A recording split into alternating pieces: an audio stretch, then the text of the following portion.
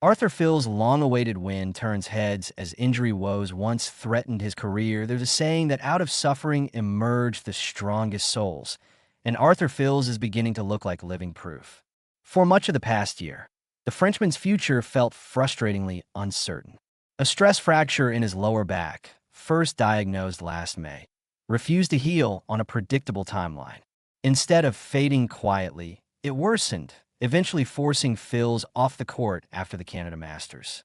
While the rest of the ATP Tour chased points and momentum through the Australian summer, the 20-year-old watched, waited, and worked in silence. That patience finally paid off on Tuesday night in Montpellier, the Open Occitanie Montpellier, an indoor ATP 250 event buzzing with home support. Phil's marked his long-awaited return to competitive tennis with a gritty, emotional victory. He edged fellow Frenchman Valentin Royer 7-6, 6-7, 6-2 in a match that had everything: tight margins, physical strain, and a decisive surge when it mattered most. It was his first official match since August 2025, and it ended with Phil sprinting straight to his team, relief and pride written all over his face. For a player whose rise had once seemed almost inevitable, the moment felt deeply earned. That a comeback measured in small steps. The match itself told the story of a player rediscovering his competitive instincts in real time. The opening set was tense, with neither man giving much away. Phil saved a set point before forcing the tiebreak, then held his nerve to take it. The second set slipped through his fingers as Royer raised his level, pushing the contest into a decider. By then, the physical toll was obvious: long rallies, heavy legs, and the unmistakable signs of rust. But it was in the third set that Phil's truly announced himself again. Finding a fresh gear, he played with freedom and authority, breaking Royer down with depth, pace, and movement. The crowd responded instantly, lifting him through each point as he closed the match 6-2. It wasn't just a win. It was a statement that he could still endure, adapt, and finish strong after months away from the grind. Afterward, Phil spoke candidly about the challenge of the night. He praised Royer's pressure, admitted his legs were feeling the effort, and emphasized how much the atmosphere meant after such a long absence. The joy, he said, came not only from winning but from being back, talking to his box, feeding off the crowd, and genuinely enjoying the fight again. When the body forces a pause, Phil's journey back to this point was anything but straightforward. Stress fractures, particularly in the lower back, are notoriously tricky for athletes whose sport demands explosive movement and repeated rotation. For months, progress came slowly. Training had to be carefully managed. Any rush risked undoing weeks of work. Instead of pushing through, Phil's made a difficult but mature choice: listen to his body. The past 7 months became an exercise in discipline. Recovery took precedence over rankings.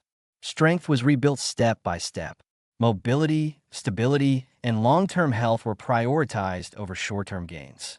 Phil's has repeatedly highlighted how vital his medical team was during this period, guiding each stage, adjusting loads, and ensuring that every return to intensity was earned, not forced.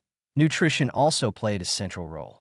Fueling the body correctly, he explained, was essential not just for healing bone, but for regaining confidence in movement and endurance.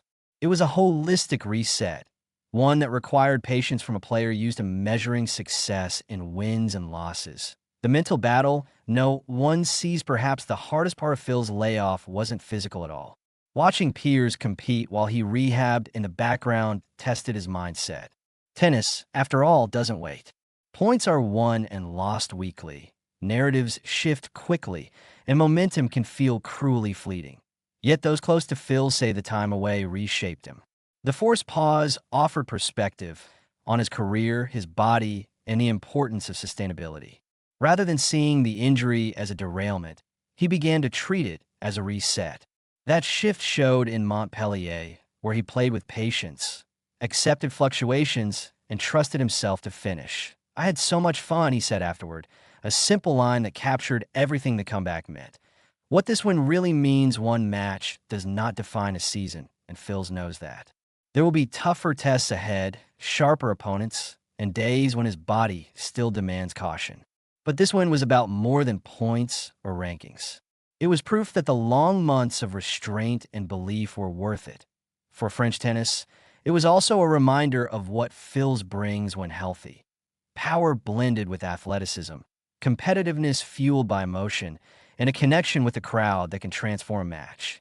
For Phil's himself, it was reassurance that he can suffer, adapt, and still emerge stronger as the tour rolls on.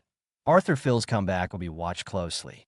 Not because expectations are being piled back on immediately, but because his story resonates. In a sport obsessed with constant motion, sometimes the bravest move is to stop, heal, and trust the process. In Montpellier, that trust finally paid off.